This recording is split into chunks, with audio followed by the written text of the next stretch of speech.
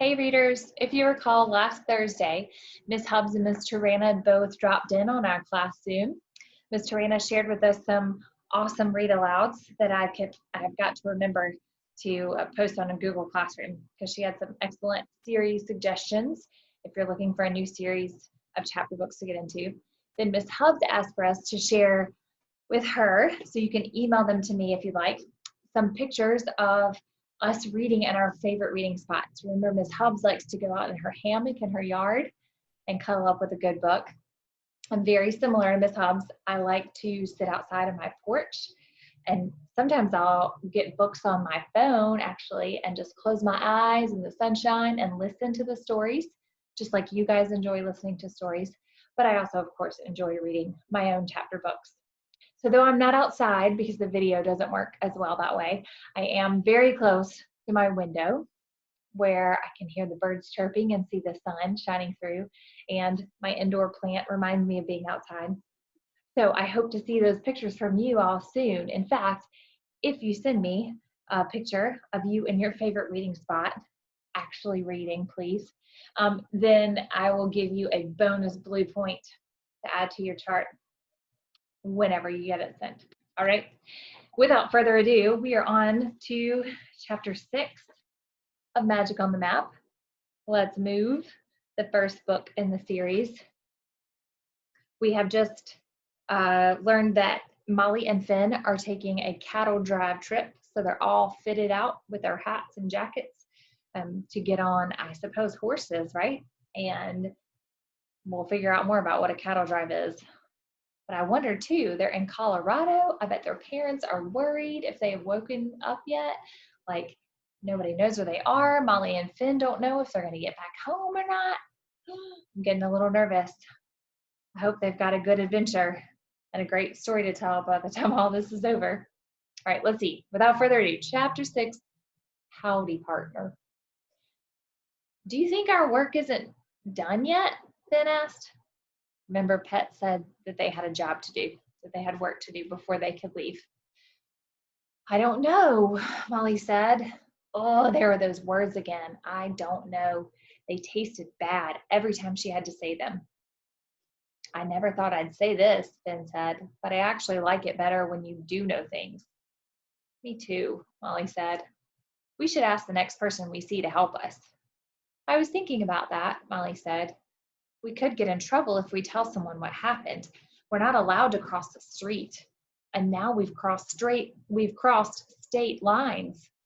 But it's not our fault we're here, Finn said. We got into the camper. It started talking and boom, we're in Colorado. Yeah, I know, Molly said. But do you think Mom or Dad will believe we traveled hundreds of miles by ourselves in a magic camper? Besides, we weren't supposed to be in the camper at all. Good point, Finn said. Across the field, Helen stepped in front of a big red barn and motioned for the kids to hurry. Come on over, Helen called. Y'all are the last to saddle up. Molly looked at her brother. What should we do? I guess we should saddle up, he said. Molly and Finn ran across the tall grass. Helen slid open the barn door and they followed her down a long, wide hall. There were horse stalls on either side. Finn sniffed the air. Smells like a candy shop in here, he said. That's sweet feed, Helen told him. A mix of oats and molasses. It's what the residents prefer to eat. Residents are usually people who live in a particular place. No. Must not be people in this place. Molly and Finn both jumped in surprise. Helen unlatched a stall door. Inside there was a big brown horse with speckles of white that looked like paint splotches. That's all right, boy, Helen said. She led the horse out into the hall where the twins were waiting. Finn, this is Rocket. Rocket, this is Finn. Nice to meet you, Finn said. The horse snorted in reply. Helen pulled sugar cubes out of her pocket and handed some to Finn. No thanks, Finn said. We just ate. Helen laughed. They're not for you, she said. They're for Rocket. Go on, hold them flat in your palm and feed him. He'll want to be your new best friend. Finn had never had a horse for a best friend before. Rocket stomped a front hoof and neighed again, baring his teeth. Monster-sized teeth. Teeth that didn't look like they were waiting for something as small as a sugar cube. They looked like they were waiting for something bigger, like the hand of an 8-year-old boy. Finn stepped back and back and back until he was up against the stall door. Rocket moved toward him. Finn could hear his heart banging in his chest. In one swift chomp, Rocket scooped the sugar cubes from Finn's shaking hand. The horse's lips brushed against his palm. Wow, Finn said. I can't believe it. I just fed a horse. Good job, Helen said. Now, Molly, let me introduce you to Dasha. In the next stall was a black horse with a black mane. Molly held out a sugar cube on her palm. She giggled when Dasha's lips tickled her hand. The horses are already saddled up, Helen said. Let's get you two riding.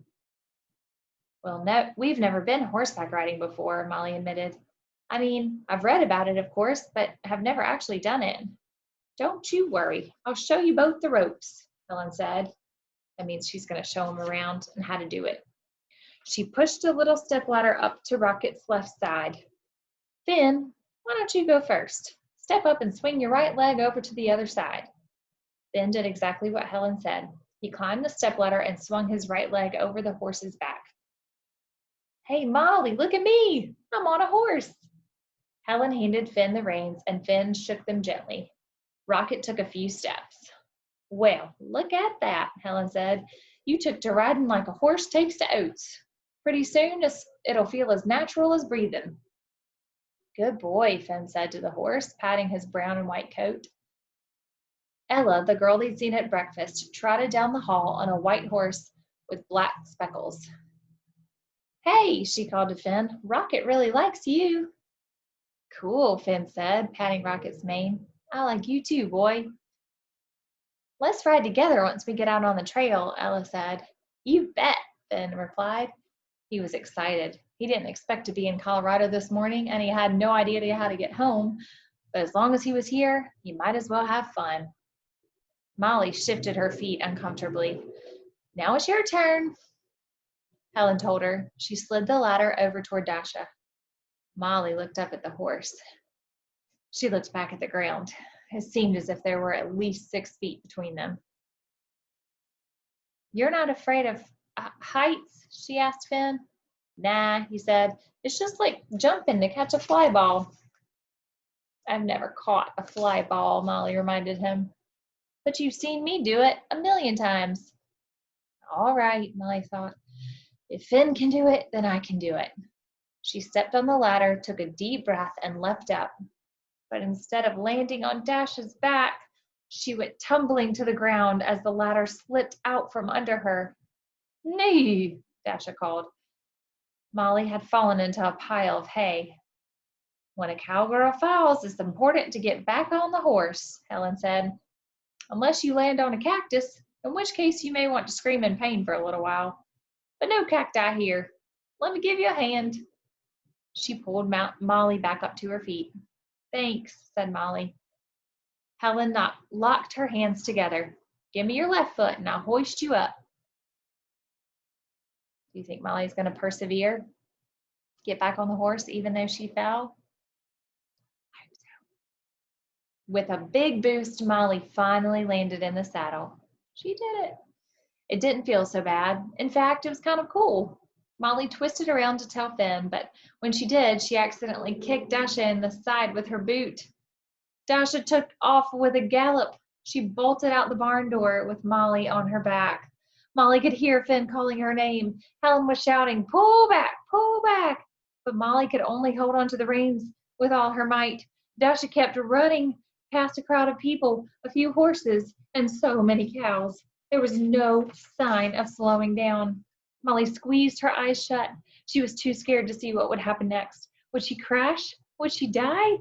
She didn't see the hand that reached out and grabbed the reins, but she felt herself slowing down.